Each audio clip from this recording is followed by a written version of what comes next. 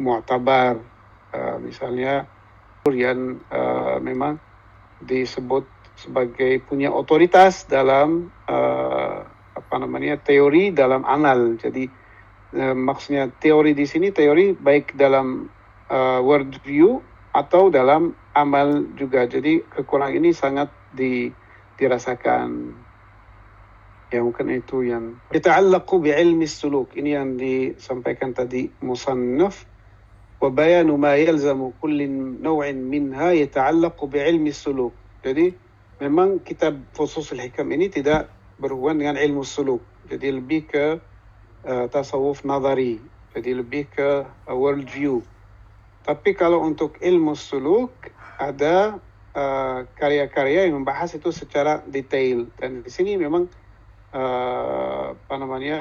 muhasyi atau penulis hasyiah ini menunjukkan dua karya yang sangat penting, dua syarah yang mungkin saling melengkapi, Abdul Razak Al-Qasani dan juga Afifuddin At-Tilimsani. Ada banyak syarah-syarah yang lain juga, tetapi yang ini dua ini yang membantu.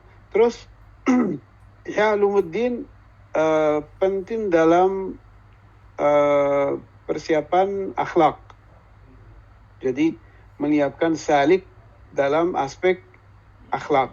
Bagaimana membersihkan diri dari akhlak buruk, bagaimana memahami akhlak yang ada dalam diri kita, potensi-potensi kita yang perlu digunakan untuk mendapatkan akhlak. Jadi mencapai akhlak yang baik, membersihkan dan mencapai akhlak yang baik. Ini yang bisa disediakan oleh Ihya Ulumuddin. Tapi untuk suluk, bagaimana kita berangkat dari misalnya maqam yaqwa sampai ke tauhid, itu tidak ada dalam Ihya Ulumuddin. Itu disediakan oleh Manazil As-Sairin. Jadi kitab Manazil As-Sairin menunjukkan bagaimana kita bisa mencapai maqam-maqam dalam tauhid, dalam suluk.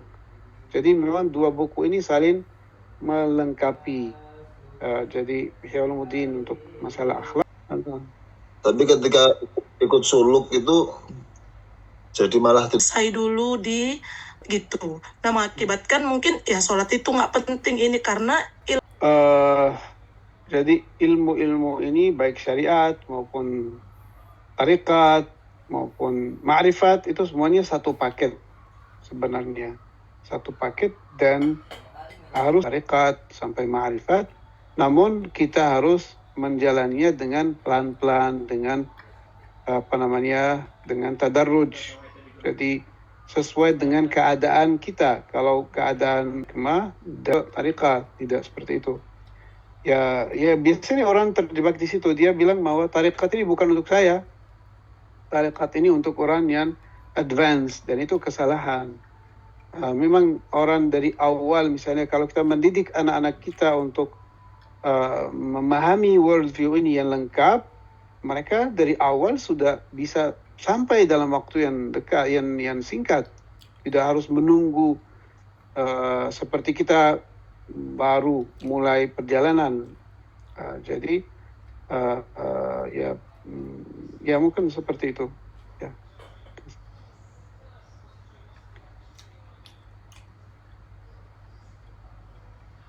Ada yang lain atau kita masuk ke sebentar.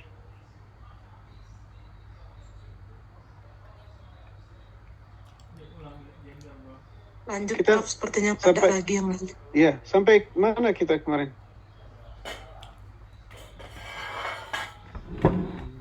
Haqaiq sudah. Sarair haqiqatu taubah. Ini. Betul, Prof. Iya. Sarairu haqiqati taubati thalathatu asya. Qala Syekh yani الأنصاري سرائر حقيقة التوبة ثلاثة: تمييز التقية من العزة، ونسيان الجناية، والتوبة من التوبة. Jadi ini batin dari batin. batin dari taubat. Jadi yang pertama, tamyizu al-taqiyya minal izzah. Jadi orang kadang taubat tapi karena takut, karena ada tujuan, misalnya mencari kedudukan, mencari diakui oleh masyarakat supaya misalnya diterima dalam masyarakat sebagai tokoh yang baik dan sebagainya, maka taubat. Jadi ini harus dibedakan dari taubat yang hanya karena taqiyah dan minal izzah. Izzah di sini maksudnya izzatun nafs.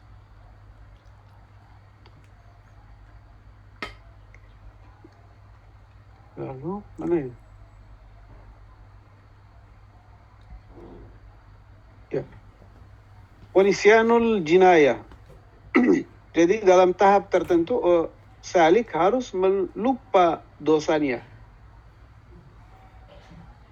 Lupa dosa kenapa? Karena dalam tahap tertentu dosa itu mengingat dosa itu menjadi hambatan, menjadi beban, dan prioritas untuk memiliki waktu yang cukup bersama Allah SWT. Dan kalau sudah disebut safa, tidak ada lagi halangan, di situ nggak boleh mengganggu keberadaan kita bersama Allah dengan mengingat dosa, dan dosa itu mengingat dosa itu sendiri menjadi halangan, maka harus dilupakan. Beda dengan di awal harus memang menyesali dosa, tapi setelah penyesalan itu sudah berefek, sudah menghilangkan efek dari dosa, lalu tidak harus diingatkan terus-menerus. Kalau diingatkan terus-menerus menjadi hambatan, maka harus dilupakan. Dan terakhir, at-taubatu minat taubati abadan. Jadi sudah ada tahap di mana tidak melihat bahwa diri kita yang taubat, bahwa sebenarnya yang membantu kita untuk taubat adalah Allah SWT. Karena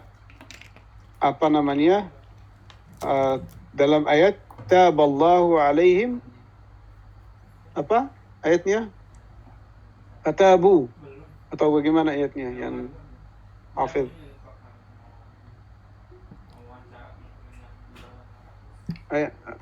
Siapa yang hafal? Gimana, Prof?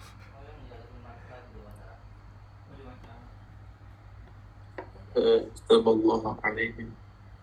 Ya.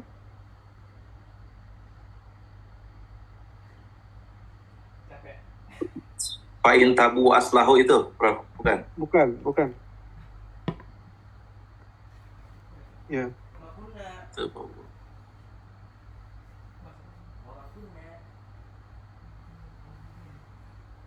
Mana?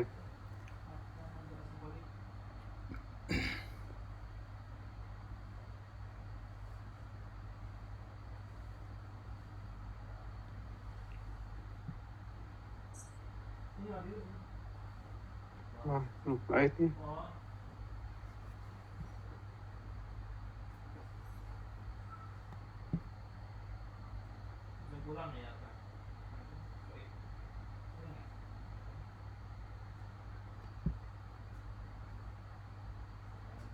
Banyak. Taballahu alaihim. Ila ladzina tabu min qabli an taqdiru alaihim. Bukan.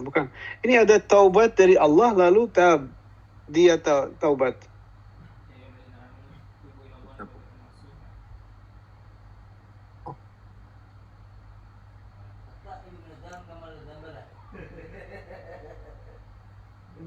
Naam ya Hafizah, Ustazah Safiyah. Starkolik, asesor Al-Quran. Tumajtabahu rabbuhu. Bukan.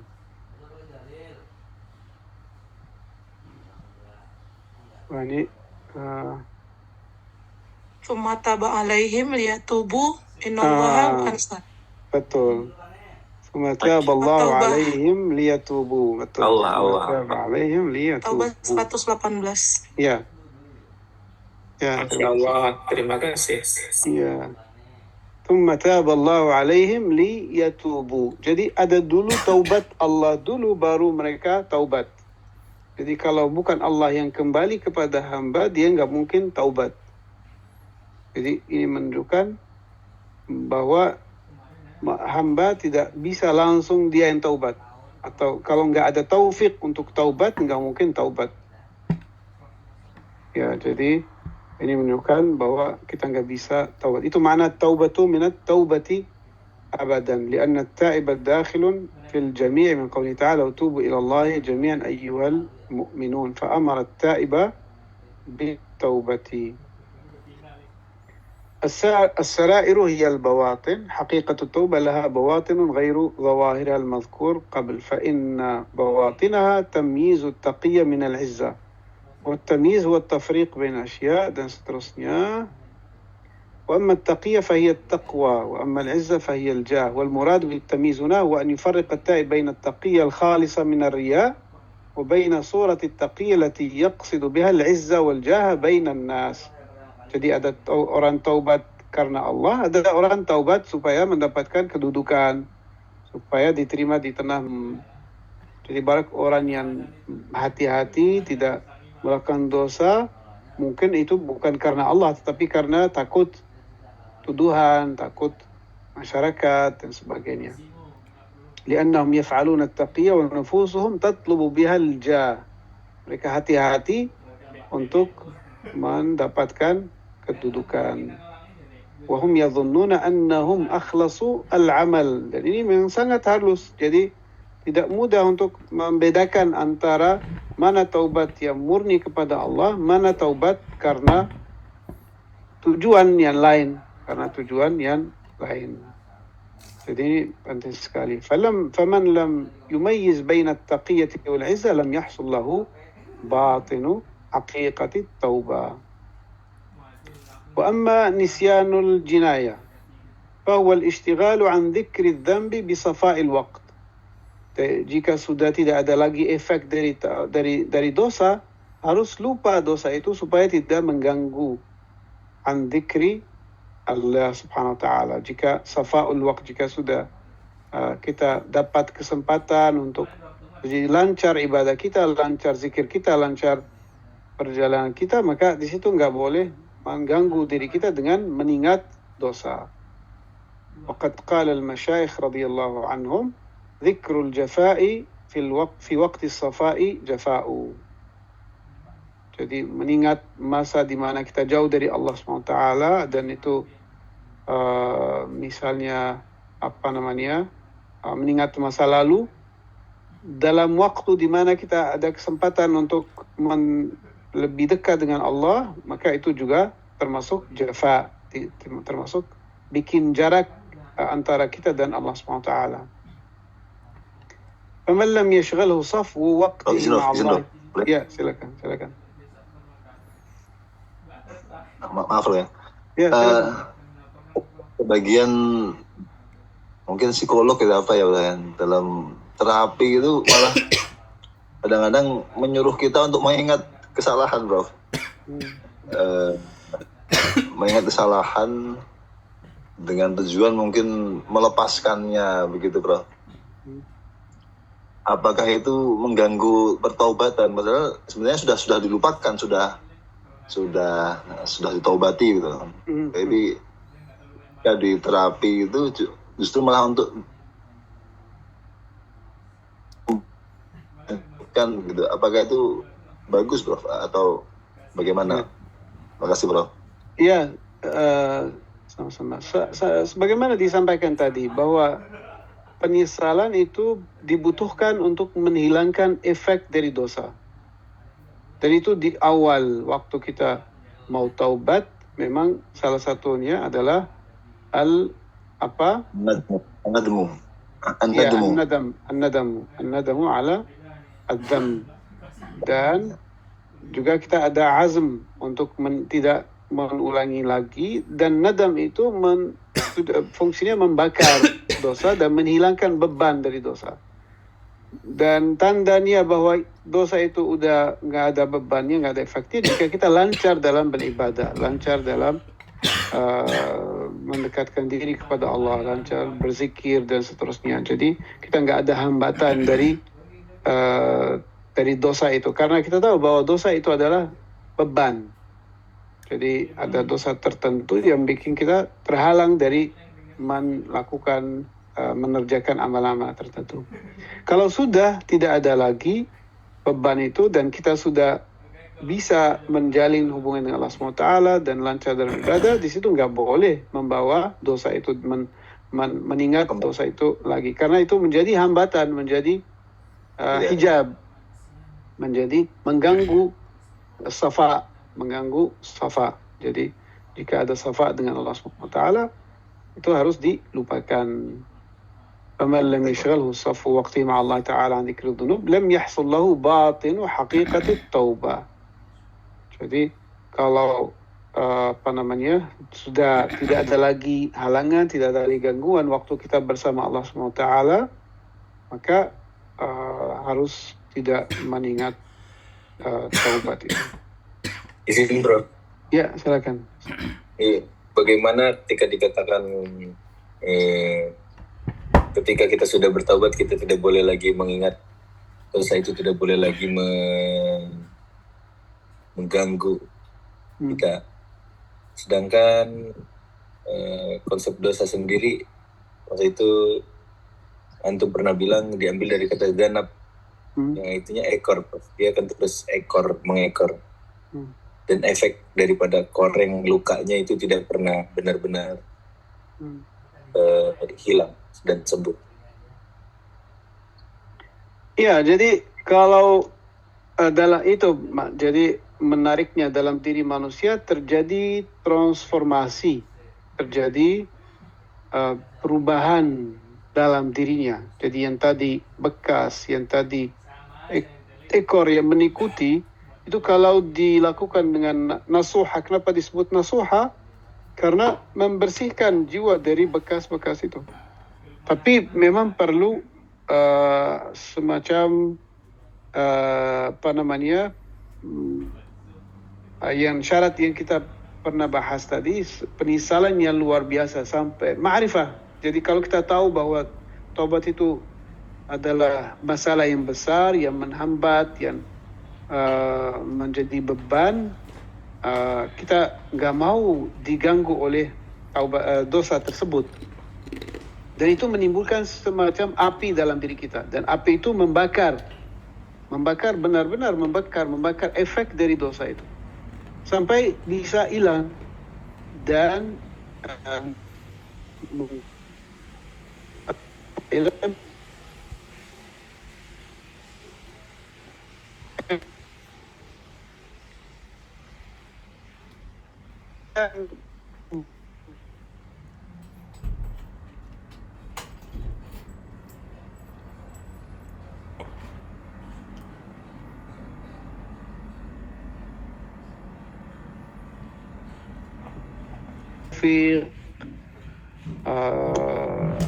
ya misalnya ya jadi tadi seperti tadi misalnya orang salah langkah, salah mengambil keputusan, itu semua disebabkan oleh efek-efek dari dosa. Jadi semua masalah yang kita alami sebenarnya di dalam kehidupan kita itu sebabnya adalah dosa. Semua masalah.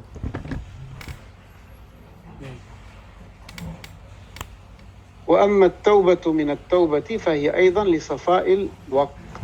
Jadi juga taubat dari taubat, karena sudah ada kesempatan bersama Allah, maka tidak harus diganggu oleh taubat. Fa inna at-taubata kama qala Syekh la tasihhu ila ba'da ma'rifati adh-dhanb fa yahtaju ila dhikri adh-dhanb. Wa qad qulna inna dhikra al-jafa'i fi waqti as-safa'i jafa'u fa yatub min hadhihi at-tauba hiya allati hiya sababu dhikri adh-dhanb. Prof, mungkin nggak taubat itu maknanya Allah juga taubat kepada hambanya, yang artinya Allah memaafkan hambanya? Ya, jadi kita ayat yang dibaca tadi itu menunjukkan bahwa Allah harus taubat dulu. Allah kembali dulu kepada hambanya, baru hamba bisa taubat. Kalau Allah tidak kembali kepada hamba nggak bisa taubat. Oke. Kalau Prof, perbedaan antara kan taubat itu ada inabah dan awab. Ya. Maksudnya cara membedakan dalam prakteknya kayak gimana, Prof? Al-awab sama al-inabah. Al-inabah baca bab berikutnya dari Manazilus Sairin. Masih, syukran. Jadi al-babu thalith adalah al-inabah. Di situ kita akan membahas atau kalian akan membaca tentang perbedaan antara taubat dan inabah. Mungkin secara singkat, inabah itu bedanya dengan taubat perbaikan. Jadi dalam inabah ada perbaikan. Kalau taubat cuman pembersihan, penyucian. Tapi dalam idhafah yang ada dalam inabah, kembali tapi dengan memperbaiki yang antara kita dengan diri kita sendiri, dengan Allah SWT, dengan orang lain, semua itu harus diperbaiki. Amal yang kurang sempurna disempurnakan, hubungan kita dengan sesama manusia harus diperbaiki, dan itu yang disebut inabah. Itu semacam penyempurnaan dari taubat atau pelengkapan dari kekurangan yang ditinggalkan oleh dosa. Ya, mungkin itu singkatnya. قال الشيخ رحمه الله والدليل على صحة وجود التوبة من التوبة قوله تعالى وتوبوا إلى الله جميعا أيها المؤمنون من جملة المؤمنين التائبون فقد وقع الأمر للتائبين بأن يتوبوا وليس لهم ذنوب يتوبون عنها لأنهم قد تابوا فبقي أن يتوبوا من التوبة أي من ذكر الجفاء الذي يصحب التوبة وفي ذلك بقولهم. Ini kalau kita lihat syarah dari Al-Kashani dan syarah At-Tilimsani agak sedikit berbeda di sini. Ada perbedaan dalam poin ini. Taubatu minat taubah. Dan juga tubu ilallahi jami'an itu ditafsirkan dengan cara yang berbeda. Kalau Al-Kashani menafsirkannya bahwa tidak ada orang yang tidak taubat. Jadi kalau taubat di sini dalam makam tertentu, di makam berikutnya dia akan taubat dari hal yang berbeda. Maka selalu taubat. Jadi tapi objeknya yang berbeda, kekurangannya yang berbeda. Karena dalam makam tertentu orang tidak memahami bahwa dia lagi melakukan dosa kecuali naik makam. Kalau sudah naik makam dia paham bahwa yang perbuatannya itu memang adalah dosa dan harus taubat. Begitu terus menerus. Itu makna tubu ilallahi jami'an. Thumma qala ba'dhum, ya, apakah mirip seperti ayat ya ayyuhalladzina aminu. Ya, betul. Betul, itu menunjukkan bahwa iman itu bergradasi. Maratib. Ya, jadi amanah tapi belum sampai derajat berikutnya. Begitu harus selalu memperkuat iman. Kita selalu iman. Seperti juga taubat juga maratib. Taubat dari dosa awam beda dengan dosa khawas, beda dengan dosa khawasul khawas. Prof, boleh diulang lagi perbedaan tafsiran at-taubatu minat taubah menurut Al-Kashani dan Tilimsani, perbedaannya, Prof? Ya, kalau at-taubatu minat taubah dari dalam at-Tilimsani, di sini kita baca bahwa jadi taubat itu yang merupakan, ya, jadi tidak harus bertaubat karena taubat itu merupakan gangguan, merupakan kesempatan yang kita bisa bersama Allah Subhanahu wa taala dan harus taubat dari taubat itu. Kalau Prof, belum paham saya, Prof. Gimana? Belum paham saya. Taubat yang menjadi gangguan, yang menjadi menambil kesempatan untuk beribadah kepada Allah SWT itu harus ditinggalkan. Jadi ya, jadi taubat dari taubat itu, karena taubat itu mengingat dosa, mengambil waktu, menambil kesempatan, menambil perhatian, maka harus tidak dilakukan. Itu makna taubah minat taubah. Menurut Al-Kashani? Al-Kashani, taubat itu bukan kita yang melakukan taubat. Jadi jadi di awalnya kita menganggap diri kita yang taubat. Tapi setelah sampai atau di makam yang berikutnya, di batinnya kita memahami bahwa yang taubat itu adalah Allah, bukan kita yang taubat. At-taubatu minat taubah menurut Al-Kashani adalah bertaubat dari menganggap diri kita yang bertaubat. Ya, betul. Ajib. Ya. Eva kayak ya. Terus Ya, taba min adz-dzambi unasun wa ma taba min at-taubati illa ana. Ya. Nakhtimu bihadha al-bayt. Alhamdulillah Rabbil alamin. Allahu a'lam bis-shawab. Naam. Jazakumullah khairan katsiran ya Syekhna. وفقنا الله وإياكم للعمل بما يعلمنا إن شاء الله. Mohon doa kita. Amin. Mohon doanya.